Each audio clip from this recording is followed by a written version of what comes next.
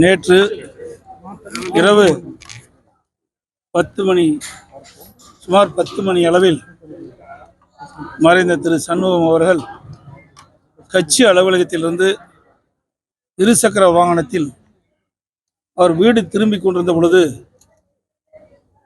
வீட்டுக்கு 1/2 கிலோமீட்டருக்கு தூரத்தில்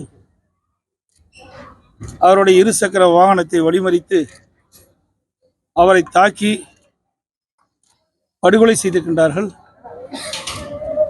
இது கடும் கண்டனத்துக்கு உரியது, நெஞ்சை பதற வைக்கின்ற செயல்.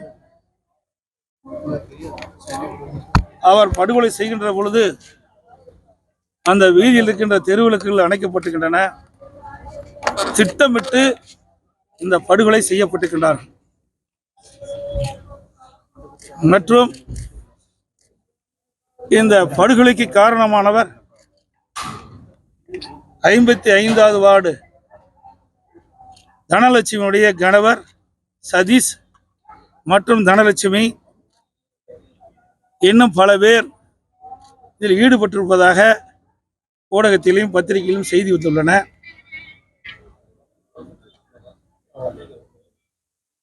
இந்த படுகொலையில் சம்பந்தப்பட்டவர்கள் விசாரணை வளையத்தில் கொண்டு வந்து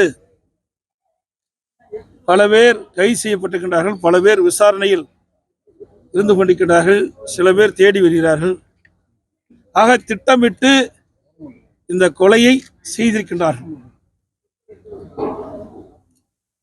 விடியா திமுக ஆட்சியில் சட்ட ஒழுங்கு சீர்கெட்டு விட்டது என்று நான் தொடர்ந்து வலியுறுத்தி வருகின்றேன்.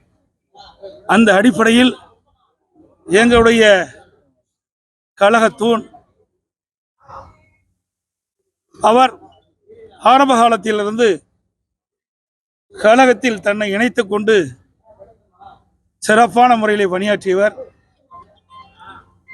அந்த பகுதியில் இருக்கின்ற மக்களிடத்திலும் தொண்டலிடத்திலும் அன்பாக பழகி நன்மதிப்பை பெற்றவர். கழகத்திற்காக பாடுபட்டவர். எல்லா தேர்தல்களிலும் அர்ப்பணிப்பு உணர்வோடு பணியாற்றி செயல்படக்கூடிய நல்ல தொண்டர். அவர் 2 முறை குண்டலாம்பட்டி மண்டல குழு தலைவராக பொறுப்பேற்று சிறந்த முறையிலே பணியாற்றியவர். அப்படி கழகத்துக்காக உழைத்த கழக தொண்டனை கொடியவர்கள் கொலை செய்து இன்றைய தினம் அவர் குடும்பத்தை நடுத்தருவிலே நிறுத்தியிருக்கிறார்கள். இந்த ஆட்சியில் தொடர் கொலை நடந்து கொண்டே இருக்கின்றது. தினந்தோறும் கொலைகள் நடைபெறாத நாளே கிடையாது. இந்த கொலை குற்றம் செய்தவர் அந்த பகுதியிலேயே போதைப் பொருள் விற்பனை செய்ததாகவும் அதோடு லாட்டரி சீட் விற்றதாகவும் தகவல் கிடைத்திருக்கின்றன, செய்திகள் வெளிவந்துள்ளன. இப்படி சட்டத்துக்கு புறம்பாக செயல்பட்ட ஒருவரை காவல் நிலையத்தில் மறைந்த திரு சண்முகம் அவர்கள் புகார் செய்த காரணத்தினால் அந்த பொறுத்து கொள்ள முடியாத பொழுது கைது செய்யப்பட்டிருக்கின்ற சதீஷ் அவரோடு இருக்கின்ற குற்றவாளிகள் இந்த கொடூர செயலில் ஈடுபட்டு சண்முகத்தை படுகொலை செய்திருக்கின்றார்கள். இந்த கொலை குற்றத்தில் ஈடுபட்டுள்ள அனைவரையும் போலீஸ் கைது செய்து உரிய விசாரணை மேற்கொண்டு சட்டப்படி நடவடிக்கை எடுக்க வேண்டும் என்று நான் வலியுறுத்துகிறேன்.